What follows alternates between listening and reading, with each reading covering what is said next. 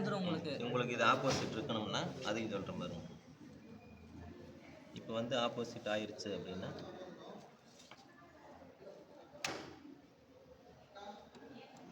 இப்போ என்ன பண்ணால் இப்போ ஆட்டி பாருங்க வால்வு ஆடல டைட்டாக இருக்குது. அப்படின்னா இது ரேக்ராம் மேலே டச் ஆகி நிற்கிது. டச் ஆகி நிற்கிது. ரேக்ராமில் வந்து கேன்சாப்ட் இல்லை கேன்சாப்ட் வந்து ரேக்ராம் டச் அமைஞ்சிருக்குது. இப்போ மறுபடியும் பழைய பொசிஷன் கொண்டு வரணும்னா அதே மாதிரி இந்த டைமிங் வந்து இங்கே வச்சோம்னா அதே டைமிங்க்கு இங்கே வந்துடும். பாருங்க இப்போ ஆட்டி பாருங்க சேர்க்கறதுக்கு வால்வு.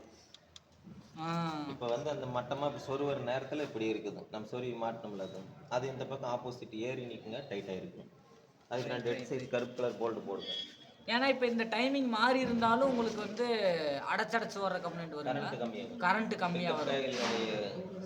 சர்க்குலேஷன் அதாவது டைமிங் இங்கே மாறி இருக்கும். மிஸ் ஆகும்போது மிஸ்ஃபயர் ஆகும். அப்போ அது இப்போ ECU செக்ஷனுக்கெல்லாம் இந்த இதில் இருந்து போகிற மேப்பிங் அங்கே மாறிடுச்சுனாலும் உங்களுக்கு அதே மாதிரி தான். நீங்கள் ஃபுல்லாக ரேஸ் கொடுத்தீங்கனாலும் நார்மலாக ஸ்லோ ஸ்பீடில் நிற்கிற மாதிரி தான் இருக்கும், ஐடியல் நிற்கிற மாதிரி. ஓகேங்களா? இதில் டைமிங் வைக்கலன்னா ECM வரைக்கும் மேப்பிங் மாறிடும். ஆமாம், மாற்றி தான் வேலை செய்யும்.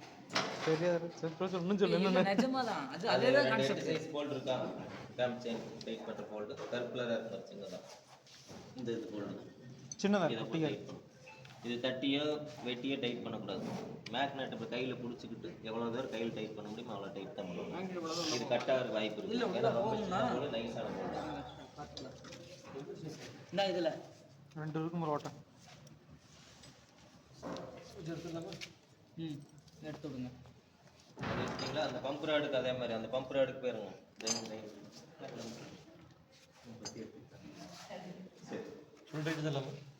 அந்த பம்ப் ராடுங்க அந்த இது கழட்டினீங்களா, அந்த ஒரு குச்சி ராடாட்டு இருக்கும் பாருங்க.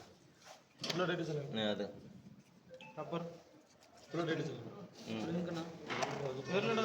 ஆள் இல்லைன்னு சொல்லி இதுக்கு தான் ஆள் இருக்குன்னு சொன்னாங்க சார். பாயிண்ட் வந்து யார் உங்களுக்கு இதுக்கு நான் 8 குட்டையா இருந்தது, அதுக்கு எட்ட மாட்டேது. என்ன பிடிச்சி அப்படிட்டு கிடந்துட்டு நீங்க ரீடா பண்ணிட்டு 8 தானா? 8 டிபக்ஸ் மேக்னெட் மேக்னெட் யாராவது குடிச்சிருங்க. பார்த்து மெதுவா. அளவு டைட்டாமா, அதனால வந்து ஓவர் டைட் வேண்டாம். 2 ஒரே ஷேப்ல டைட் வேண்டாம். இந்த போல்ட் எடுங்க, செயின் டென்ஷனர் போல்ட். அந்த பெரிய போல்ட்டா இருக்கு பின்னாடி. இல்ல அங்க எடுக்கலாம். அதேதான். இது வந்து இப்படி மேலே சொருவிட்டு இந்த ஸ்ப்ரிங்கை வச்சு அது போட்டு வாசர் போட்டு நட்டு இப்படி போட்டு. அது பேர் நட்டா போல்ட்டானா? நட். ஓகே, போல்ட் தான். Okay okay okay. Tensioner bolt பண்ணி வச்சான். அமுத்தி வரு. தூக்குங்க, அந்த கட்டையை தூக்கு. இதை பிடிச்ச தூக்குங்க. கட்டை வைனா வெளியே எடுத்து போட்டீங்க. இந்த போல்டு இப்படி திருப்பி வச்சு போடும். இருங்க, அதை விட்டுருங்க. அந்த போல்டு எப்படி சொல்ற போடுங்க. பைப்பு ரப்பர் மேலே கீழே ஸ்ப்ரிங். அதான் சாரி, அதுக்கப்புறம் ஸ்ப்ரிங் எடுத்து சிறுசு தானே? ஆமாம், சிறுசு இல்லை. மேலே பெருசாக அந்த கட்டை அந்த நட்டில் போல்ட்டில் சேர்ற மாதிரி இருக்கு. இப்போ ஏமாந்து இந்த போல்ட்டை வந்து நம்ம இன்ஜின் ஆயில்னு கழட்டிட்டோம்னா கொஞ்சம் ரிஸ்க்கு தான். நிறைய பேர் அப்படி கழட்டி இருப்பாங்க. ஆயில் கொஞ்சம் லீக் ஆகுது. இங்கே வந்துருக்குன்னு சொல்லியிருக்கிறாங்க நிறைய. முன்னாடி பார்த்து இதுதான் தெரியும், அந்த போல்ட் தெரியாது. அதனால அப்படி பண்ணி. எப்படி டிஃபரன்ஸ் கண்டுபிடிங்க? ஏன்னா இப்போ இதுல 15 இது 15 சைஸ் 17 சைஸ் மேக்ஸிமம் பெரிய சைஸ் தான் ஆயில் போல்ட் கழட்டுற மாதிரி வரும். அந்த டைப் வேறு. அந்த டைப் இல்லை, அது டென்ஷனர் உங்களுக்கு இது வந்துருதுல மேலே, அதனால வந்துருக்கு. 14 எடுங்க. 14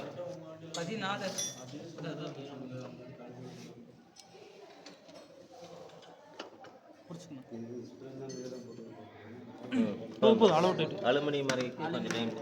இப்போ இது போட்டதுக்கப்புறம் இந்த இடத்துல செயின் அமுத்தி பிடிச்சி இதுக்கு பேர் டைமிங் செயின் டென்ஷனர்.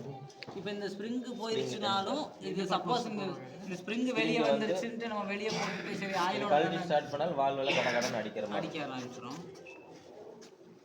இது இந்த செயினோட பர்பஸ் டைமிங் செயின். இந்த கனெக்டிங் வால்வ் எப்போ கிராங்க் அட்ஜஸ்ட் பண்றது.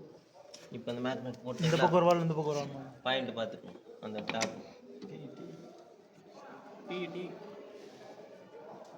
இல்ல அட்ஜஸ்ட் பண்றத மாதிரி லூஸ் பண்ணி விட்டுவாங்க. இது கொஞ்சம் மாறி இருக்காங்க.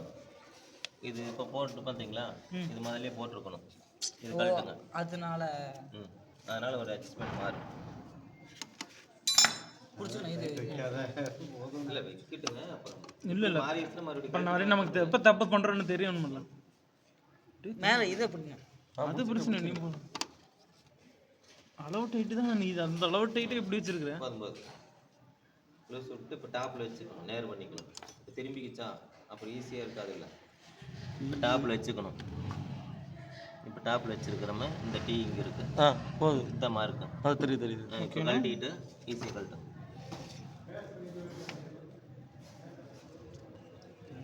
நட்டு உள்ள இல்லை போட்டக்கூடாது. இப்போ எடுக்கும்போது டைட்டாக இருக்கும். ஏன்னா அது டென்ஷனை டைட் பண்ணிட்டுருந்தாங்க. அதனால்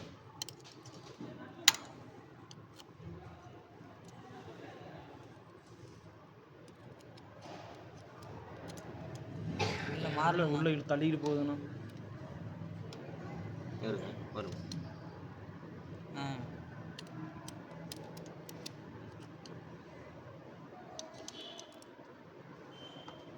அப்படியே மேலே வந்து பிடிக்கிறீங்க.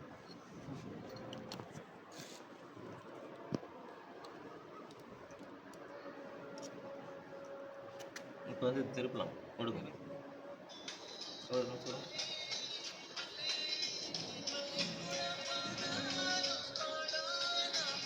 சாப்பிட்டுருக்கா டீ கொஞ்சம் டீ இங்கே தான் போது கரெக்டாக கொஞ்சம் டீ பக்கத்தில் மார்க்கு.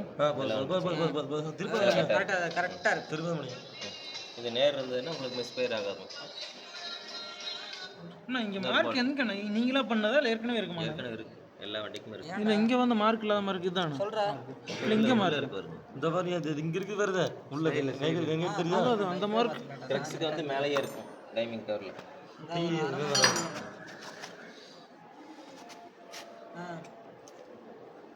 என்ன வேலை? மேக்னெட்டை பிடிச்சிட்டு டைட் பண்ணுவோம். இதுக்கெல்லாம் கன்று யூஸ் பண்ணக்கூடாது.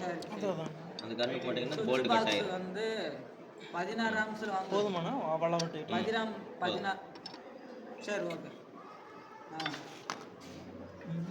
ரவுண்டு மாட்டானா மேக்னெட் மாட்டோம். அது லெஃப்ட் சைட் டோரில் க்ளீன் பண்ணணும்னு நினைக்கிறேங்க. அதுக்கு பேர் லெஃப்ட் சைட் டோரு, இதுக்கு பேர் ரைட் சைட் டோரு. இது ரவுண்ட் டோர்னு சொல்லுவாங்க. ரவுண்ட் டோர் லெஃப்ட் சைடில் வரனால லெஃப்ட் சைட் டோர். இதுக்கு பேக்கிங் இருக்கானா? பேக்கிங் இருக்கு. அந்த இந்த சைடு மார்க்கெட் பேக்கிங் தான். இருக்காதுங்களா?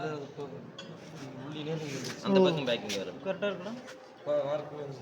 இதோட கப்பு மட்டும் எடுத்தோம்னா மாட்டிக்கலாம் இல்லைங்களா? சரி டைம் எல்லாம் ஆச்சா? மணி 5 ஆச்சு. அரை மணி நேரத்தில் மாட்டிடலாம்ல? அரை மணி நேரத்தில் மாட்டல. எடுத்து வச்சுட்டு கிளம்பலாமா இல்லை இல்லை நேரமாக வர்றாங்க? சரி இந்த டோர் மட்டும் போட்டுடலாம். டோர் வால் எடுங்க டோரில் அதெல்லாம் போட்டு எடுங்க போடுங்க. ஒன்றும் பிரச்சனை இல்லை. கப்பு மட்டும் எடுங்க. இந்த வால் வச்சு மட்டும் பார்த்தீங்கன்னா இப்போ விட்டுறலாம். இந்த சேக்கில் போதும். கழட்டி விட்டு சவுண்ட் சொன்னாங்கன்னா அதுக்கு வந்து ஒர்க்ஷாப்பில் சீனியர் மெக்கானிக் வால் அட்ஜஸ்ட் பண்ணலாம். ஆமாம், அது டைட்டாக இருந்தாலும் இந்த செயின் வந்து பார்த்தீங்கன்னா போயிடுச்சுன்னா எப்படி இருக்குன்னா இது லூஸ் இருக்கு. இந்த இடத்துல லூஸ் இருக்குது. இப்படி இந்த டைட் வந்து இப்படி டைட் இருக்கும். கொஞ்சம் கேப் இருக்கக்கூடாது.